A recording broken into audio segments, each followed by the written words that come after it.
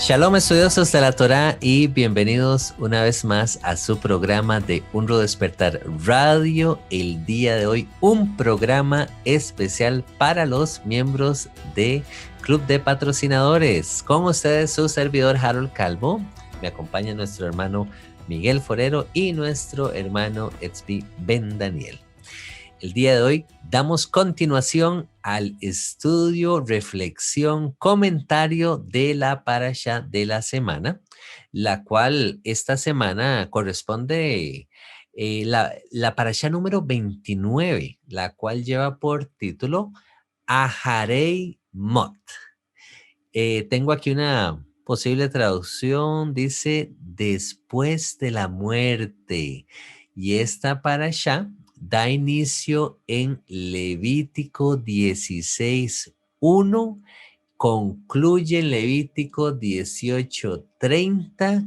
Y hermanos, tomen nota porque yo pienso que esta parasha es bastante importante, ya que cubre temas muy relevantes, tales como es la descripción del día de expiación o el día de Yom Kippur.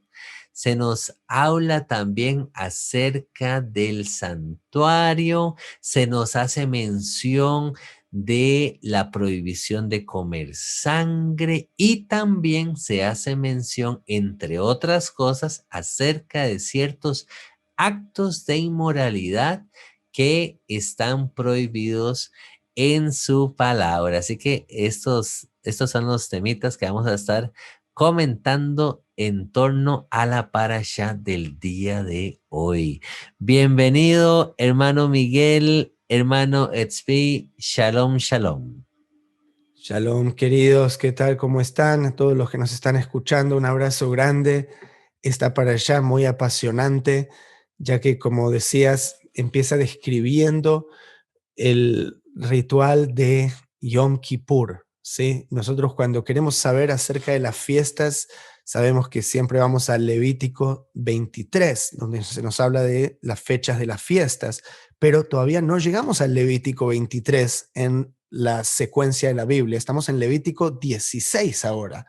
Entonces, desde ahora es donde se nos va a describir, o más bien se le da la instrucción a la casta sacerdotal de cómo iba a conducirse este ritual de Yom Kippur. ¿Okay? Y no es casualidad que se nos diga esas palabras claves que nos remiten. Veníamos viendo el incidente que pasó con los hijos de Aarón, que entraron y ofrecieron un fuego extraño en el momento que no era y fueron muertos. ¿Okay? Entonces, ahora es un tema bastante sensible para Aarón, quien lleva la carga y la responsabilidad de ser el sumo sacerdote, el primer sacerdote. Nadie había hecho este tipo de servicio antes de él. Él es quien lo está aprendiendo de primera mano, y luego ese servicio se va a mantener en pie. Podemos decir que con breves interrupciones por alrededor de 1300 años, hasta que el segundo templo fue destruido. ¿Okay? Entonces, él está comenzando algo muy importante, y esto viene en conjunción con el famoso y mítico arca que estaba en el centro del tabernáculo, el lugar santísimo. No era accesible para nadie, incluso para los sacerdotes, con excepción de un día al año en donde se iba a traer esta sangre. Entonces, en Levíticos 16 se nos pasa a dar toda esa descripción. Y ahora me imagino que tendrán comentarios sobre eso. Y bueno, eso es muy bueno para estudiar. Y inicialmente el sacerdote tenía que traer su propia ofrenda, o sea, él tenía que primero ajustar cuentas, por así decirlo, por su parte, ¿ok? Y luego él podía mediar entre el Eterno y el pueblo de Israel a través de este sistema de ajuste de saldos que sucedía en Yom Kippur, el día tal vez más solemne del calendario, en donde todo miembro del pueblo debía afligir su alma.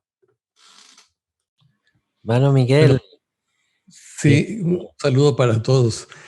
Una de las cosas notables al comienzo de ese capítulo, en el verso 4 del capítulo 16, dice, vestirá el sacerdote una túnica sagrada de lino y cubrirá su cuerpo con zaragüeyes o calzoncillos de lino. Estará ceñido con un cinto de lino y usará turbante de lino. Estas vestiduras son santas, bañará su cuerpo en agua y después se vestirá con ellas. Me llama mucho la atención porque hemos visto anteriormente todos los atuendos que el sacerdote usaba, que eran muy vistosos. Él tenía una tiara de oro y unas vestiduras de varios colores, las piedras del efod en su pecho y en fin. Sin embargo, él tiene que despojarse de todo esto como cuando va a entrar allá al lugar santísimo, a la presencia de Jehová. Y eso nos dice mucho. Por una parte que todas aquellas cosas que son de cierto valor para nosotros delante de los hombres, delante de Dios no cuentan.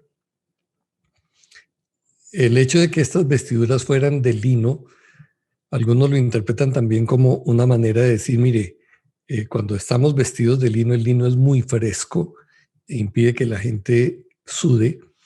Cuando nosotros entramos, no lo hacemos por el esfuerzo de nuestra propia capacidad, de nuestros propios méritos. Vamos totalmente despojados y vamos desprovistos de apoyarnos en toda obra de nuestra propia justicia. ¿Sí? Vamos simplemente siguiendo las instrucciones provistas por Jehová y acogiéndonos a su misericordia, porque si el sacerdote no cumplía estrictamente todas estas cosas, podía perecer cuando entraba allí, en el lugar santísimo. Entonces, es un detalle bien interesante para reflexionar sobre él, ¿no? Y hoy en día muchísimas cosas de estas se hacen dentro del judaísmo ortodoxo basándose en ciertas cosas así que hacía un sacerdote. Por ejemplo, en Yom Kippur está prohibido ponerse zapatos de cuero, ¿okay? Un calzado, así un atuendo más Elegante. elegante, así es. Y bueno, no se tiene contacto con nada que le dé placer a uno, al cuerpo, obviamente, no tener relaciones íntimas, no se va a hacer nada para cuidar el cuerpo, de esa manera es que se aflige uno. Entonces, sí, interesante todos esos detalles. ahora que mencionan el tema de aflicción del alma, recuerdo, hermano Tzvi, y esto lo aprendí de ti, que tú hiciste mención de aquel pasaje en Isaías, famoso pasaje en Isaías 58, propiamente rescato el pasaje 5, donde el profeta hace mención, Jehová, hablando a través del profeta, por supuesto, y cito de la siguiente manera, dice, es tal el ayuno que yo escogí, que de día aflija al hombre su alma y que incline su cabeza como junco y haga cama de silicio y de ceniza, llamaréis esto ayuno y día agradable a Jehová. Entonces, cuando uno va leyendo ese capítulo de Isaías 58, si lo lee uno muy por encima, no logra captar realmente el sentido de que él está muy probablemente haciendo referencia a este día que se nos menciona en esta parasha, el día de Yom Kippur. Entonces, y nos expande con respecto al concepto de afligir nuestras almas, ¿verdad? Que él hace mención de lo que viene a ser el ayuno, que tal vez en la parashá, al menos en español, cuando leemos en el versículo 29, y esto tendréis por estatuto perpetuo, en el mes séptimo, a los 10 días del mes, afligiréis vuestras almas. Se nos habla de ayuno ya cuando celebramos el día, pero no necesariamente encontramos, nuevamente, en español, el tema del ayuno como tal. No sé si en hebreo tal vez estamos perdiéndonos algo por ahí, hermano Tzvi, o tampoco en hebreo necesariamente veamos ese término ayuno, al menos en estos pasajes que estamos leyendo el día de hoy. ¿Encontramos la palabra ayuno por ahí, hermano Tzvi, en el hebreo? ¿O no? Dice, afligiréis vuestras almas también. Así es, ese es un estudio por su propia cuenta que me imagino que habremos tratado en algún programa acerca de Yom Kippur, que esté en nuestra lista de programas en YouTube, pero una respuesta corta, sí, o sea, solo lo que dice es ese término de afligir vuestras almas, pero hay que entrar en el estudio de qué es alma, que es nefesh, que está más relacionado con el aspecto corpóreo, y qué significa afligir también, es otro estudio, y esencialmente hay un salmo que dice David, ahora se me fue el número, si tengo que arriesgarme diría 37, pero no estoy seguro, me pueden corregir luego, que el rey David escribe que a través del ayuno él afligió su alma. Okay, que es uno de los elementos cuando 35:12, 35:12. 35, ok, y me parece que hay otro salmo más, pero excelente, gracias por encontrar eso. Y entonces ese es básicamente un muy buen aspecto dentro del Tanaj que liga a estos dos elementos, el ayuno con afligir nuestro nefesh.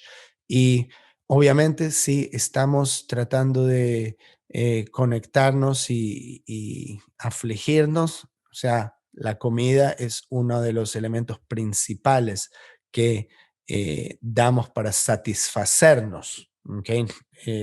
No para afligirnos. Entonces, es algo bastante lógico poder utilizar ese ayuno para poder desligarse de la materialidad, ¿sí? Que nos rodea y que estamos inmersos cada día del año en pos de conectarse con el Creador ese día, tal como el sumo sacerdote se conectaba entrando en el lugar más santo.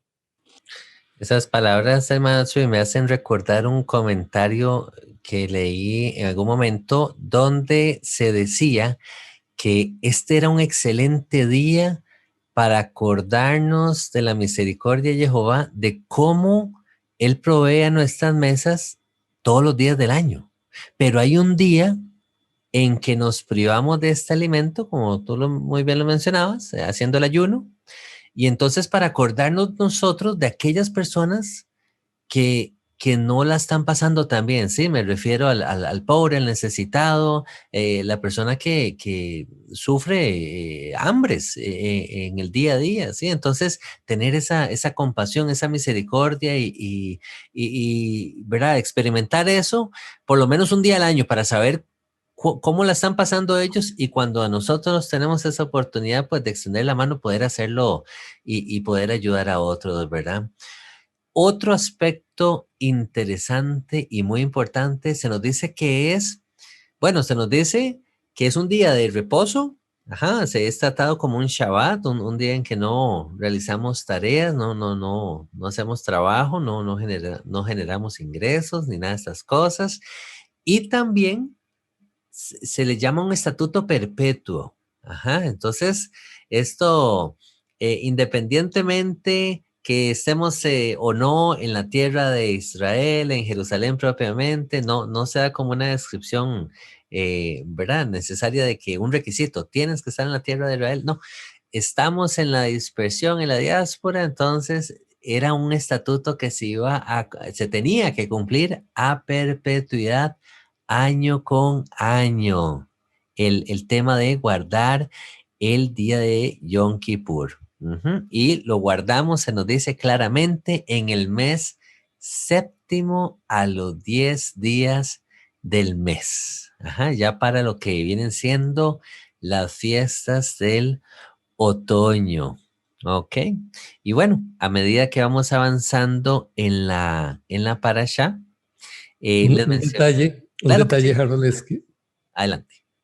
un detalle es siempre cuando vemos estos sacrificios de Yom HaKippurín o Yom Kippur, también pensamos en lo que fue el Pesaj.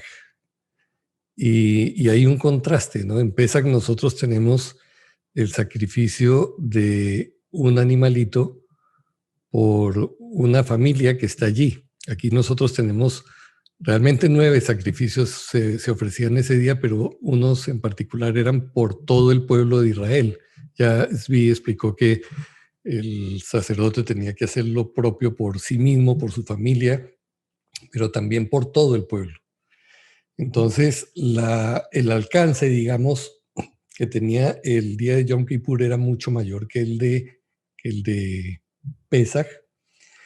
Y una de las cosas interesantes ya cuando se entra a mirar un poco más la raíz hebrea del término y todo, tiene que ver con que el término remueve no solamente la culpa, sino también la contaminación espiritual. O sea, ese era el día en que la gente, por todas aquellas cosas que había cometido durante el año, pecados inadvertidos, descuidos, olvidos, por lo que fuera, sabía que una vez saliera el sacerdote vivo, había sido aceptado el procedimiento y la gente entonces se podía considerar, listo, estamos limpios y sin culpa de todo esto.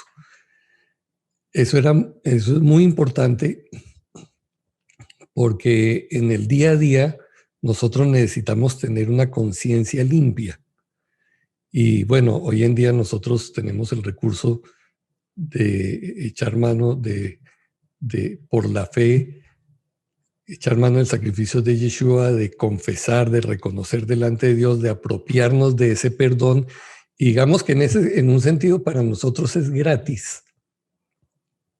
La gente en aquella época no tenía que pagar un animal de su rebaño, tenía que pagar muchas otras cosas para poder obtener ese mismo perdón que en este momento a nosotros nos parece que es gratis, ¿no? No es gratis porque fue la vida del Mesías, pero quiero decir, este es un capítulo también para reflexionar en la conexión de esos 2 días, de lo que sucedía en Pesach y lo que sucedía en particular en Yom Kippur.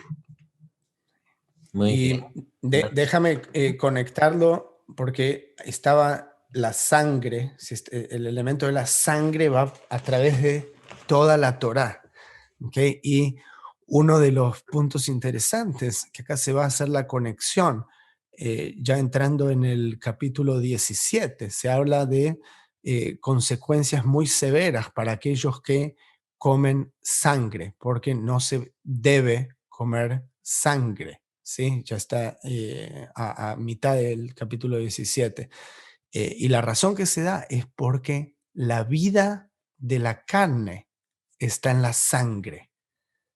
¿Okay? Entonces, interesante. Eso es algo que es una prohibición muy seria y está relacionada también a restricciones alimenticias. Habíamos pasado ya por la lista de animales permitidos y no permitidos. La sangre también tiene que ver con eso mismo. Después de eso, me gustaría poder invertir un poco de tiempo aquí. En el capítulo 18 habla de muchísimas mitzvot. ¿Okay? Todos estos son mandamientos. Cuando se cuenta la cuenta de Maimónides de los 613, todos estos van a ser ordenanzas que se cuentan como mandamientos, ¿okay? Y tienen que ver con actos de inmoralidad sexual o de otra manera. Y me gustaría tal vez muchos de estos listarlos y poder discutir algunos si tienen comentarios, muchachos, pero a modo de inicio, lo que me parece interesante es que ese capítulo empieza diciendo, yo soy Jehová, vuestro Dios. ¿Ok? Tal como su presentación de los 10 mandamientos. No haréis como hacen en la tierra de Egipto, en la que morasteis, ni haréis como hacen en la tierra de Canaán, a la cual yo los conduzco, ni añadiréis en sus estatutos. Entonces, de donde vienen los hijos de Israel era de una manera corrupta. ¿A dónde van a ir? Es también de una manera corrupta. Ellos van a tener que estar apartados, ¿ok? Van a estar marginalizados de la sociedad. Yo pienso en todas las comunidades judías, que tal vez usted no se relacionen tanto con esto, eh, pero viniendo de judíos europeos, los guetos, ¿ok? Como siempre los judíos estaban apartados por cuestiones que tenían que ver con incluso la higiene misma. Okay, cosas de estas son las que mantuvieron a los judíos vivos a través de la peste negra, ¿okay? Porque tenían una higiene mínima y comían ciertos animales. ¿Okay? Entonces, siempre tenemos que estar apartados, incluso hoy en día, ¿okay? De toda la sociedad alrededor nuestro. ¿Okay? Porque va a estar en todos lados corrupto de una manera u otra. Y se habla de guardar los mandamientos y después es a donde pasa todos estos casos de inmoralidad sexual que tienen que ver con tener relaciones íntimas con un pariente, que puede ser eh, tu hermanastra, ¿ok? Se diría, o hermanastro, entonces hija de tu padre, pero no de tu madre, etcétera, o tu tía, ¿se entiende? O la concubina de tu papá, sabemos lo que hizo Rubén, y muchísimas de estas cosas que deshonrarían a tu padre o al nombre de tu familia. ¿Ok? No se puede tomar una mujer y a su hermana, lo que hizo Jacob, básicamente. Eh, Luego dice, esto es bastante importante y se aplica a cada uno de nosotros y mucha gente no sabe, pero naturalmente lo hace. No llegar a la mujer, esto significa también relaciones íntimas, para descubrir su desnudez mientras esté en su impureza menstrual. Los judíos o fariseos pusieron un cerco alrededor de esto. Al final te quedan 2 días para tener relaciones con tu mujer. Espera que esté de buen humor esos 2 días, porque la mayoría te dicen, bueno, tienes 5 o 7 días, que es el periodo, y después te pones una semana de un lado, una semana del otro para estar seguro. Y bueno, tal vez estoy exagerando un poco, pero como mínimo sí, hay que tomar eso muy en cuenta. No tendrás acto carnal con la mujer de tu prójimo, es uno de los 10 mandamientos, obviamente. Eh, Habla de sacrificios a ídolos, y acá es donde viene el verso favorito de muchos cristianos que no guardan Shabbat ni comen kosher, ni siguen nada de la Torá, pero dice, no te echarás con varón como con mujer. Es abominación. Ese es el versículo que habla a manera de prohibición contra la homosexualidad, al menos la homosexualidad masculina, cabe decir. No estoy endosando la homosexualidad femenina, pero llamativamente no está explícitamente prohibida en la Torá. ¿Okay? La Torá es un documento bastante patriarcal, ¿okay? Que hoy en día significa algo totalmente distinto, pues la gente ataca el patriarcado, pero la sociedad del Medio Oriente antiguo era extremadamente patriarcal, y hoy en día incluso sigue siendo de la misma manera en sociedades musulmanas, no necesariamente en Israel, que es una democracia liberal. Pero interesantemente, bueno, ese es el versículo, si estamos en oposición a la homosexualidad, de ahí viene versículo 22 del capítulo 18.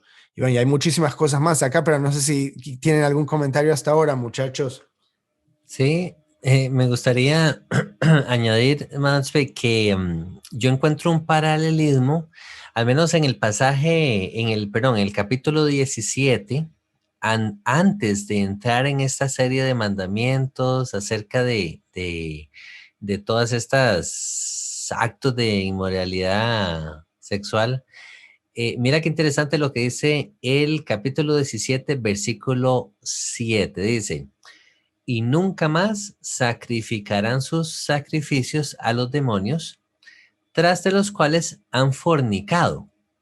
Luego dice, tendrán esto por estatuto perpetuo por sus edades. Entonces, yo encuentro aquí una figura de idolatría con fornicación, con adulterio. Y más adelante, ya entonces Jehová es más específico y entra en la parte de todos estos actos de inmoralidad sexual, pero previo a esto, él le dice a Israel, no van a hacer los sacrificios a los demonios con los que han fornicado. Usa ese término fornicado en español.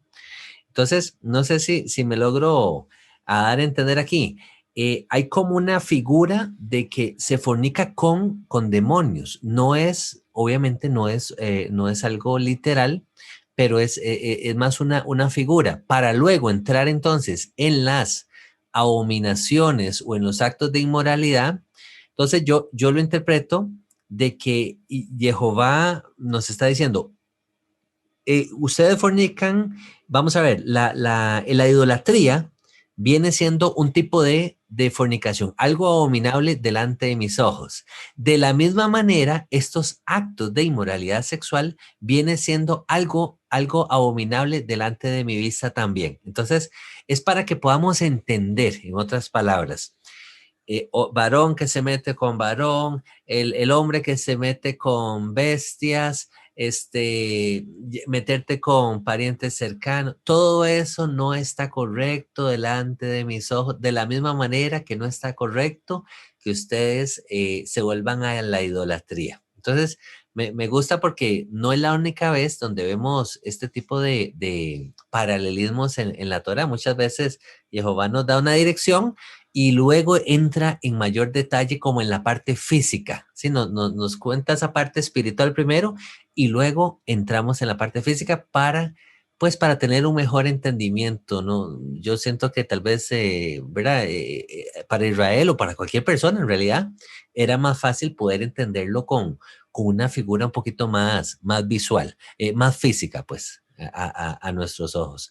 Y sí, lo que decías tú, que no teníamos que hacer lo que ellos hacían en Egipto y tampoco teníamos que hacer lo que los hombres en Canaán hacían, ¿verdad? Entonces, terrible lo que le tocó a Israel, el testimonio que ellos vieron en Egipto y el testimonio que ellos ven entrando a la tierra prometida es fatal. Y más adelante vamos a ver a Jehová diciéndoles, bueno, en esta misma parasha, él les dice, porque ustedes son un pueblo diferente, ustedes no son como el resto de las naciones, yo los separé a ustedes, ustedes son mi pueblo, ustedes van a caminar diferente. Ellos se manejan de una manera descontrolada, ellos no tienen límites. En el caso de ustedes no va a ser así, porque ustedes son kadosh, ustedes son separados, ustedes son santos para mí, ¿sí? Y lo hemos hablado en otros programas, Israel a nivel corporativo es llamado a ser un sacerdote delante de las naciones. Y el sacerdote dentro de Israel, a nivel país, a nivel nación, vemos el rol del sacerdote que es muy diferente al resto de las tribus de Israel. Era llamado a ser apartado, a tener mucho más cuidado de sus acciones. Entonces, otro paralelismo que yo miro en torno a la nación de Israel, que fueron llamados, se les puso como la barra un poquito más alta, se nos puso la barra más alta, ¿sí? Jehová nos llamó a ser apartados para Él y no hacer Sí, lo... sí, mira, Dios dice, La barra más alta, la barra más alta. Dios dice, mira, no te estoy pidiendo mucho, solo no tengas relaciones sexuales con una vaca. No es mucho Bueno, pedir. sí, cierto, también, cierto. Bueno, tienes todo un punto, ¿eh? O sea, caminen normal, uno por piensa, favor, normal. la gente estaba haciendo eso, uno mira todas estas cosas y dice, ok, están estos mandamientos porque eso significaba algo para el oyente que está escuchando estos mandamientos. Él sabe porque ha visto, ha experimentado, escuchó de alguien, ¿okay? Estaba en esa cultura que se hacía esas cosas. Y uno dice, ¿cómo puede llegar una cultura a tal grado de degradación? Bueno, 3000 años más tarde, vaya a una marcha de LGBT, ¿ok? O sea, nada ha cambiado. No evolucionamos. Nada ha No cambiado. evolucionamos. Exacto. Entonces uno se puede identificar, es simplemente que los cuentos, las historias son distintas, pero los arquetipos, ¿sí? De perversión, ¿sí? De eh, ira, de lujuria, o sea, esos arquetipos, ¿se entiende?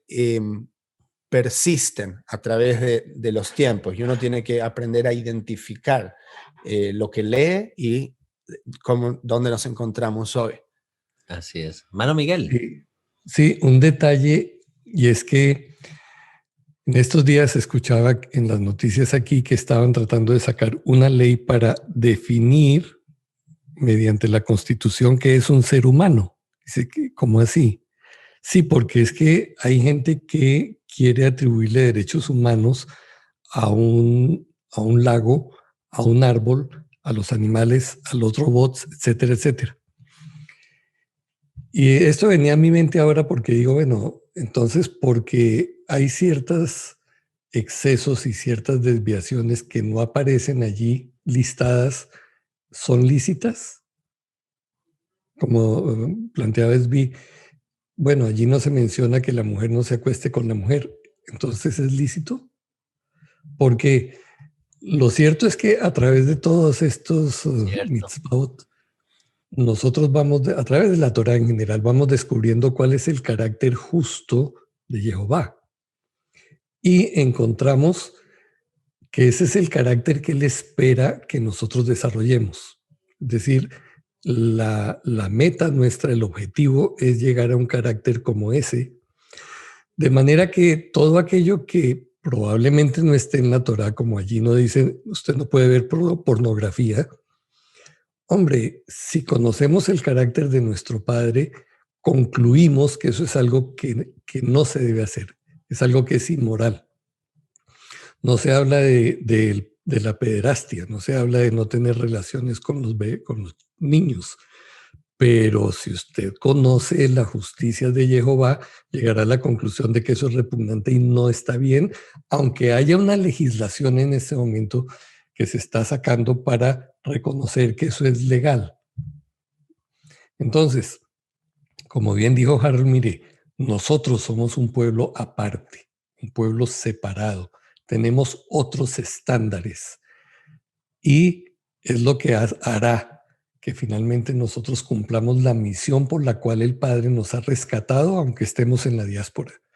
Y es que nuestra luz irradie por nuestro carácter, por nuestras palabras, por nuestro comportamiento, por las prioridades de nuestra vida, por la manera como llevamos los negocios, las relaciones interpersonales, brille de tal manera que sea evidente que hay otra manera de vivir, ajustada a lo que Dios dice. Amén. Así es. Bueno, hermanos, concluimos esta tremenda parashá con una palabra de exhortación. De hecho, la parashá termina exhortando a su pueblo y nos dice de la siguiente manera: guardad pues mi ordenanza, no haciendo las costumbres abominables que practicaron antes de vosotros, y no os contaminéis en ellas. Yo, Jehová, vuestro Dios. De esta manera damos por concluida la parashá. Esperamos haya sido de bendición para ustedes el comentario del día de hoy y esperamos poder compartir con ustedes en pues, la próxima semana. Jehová les bendiga y les guarde. Shalom, shalom.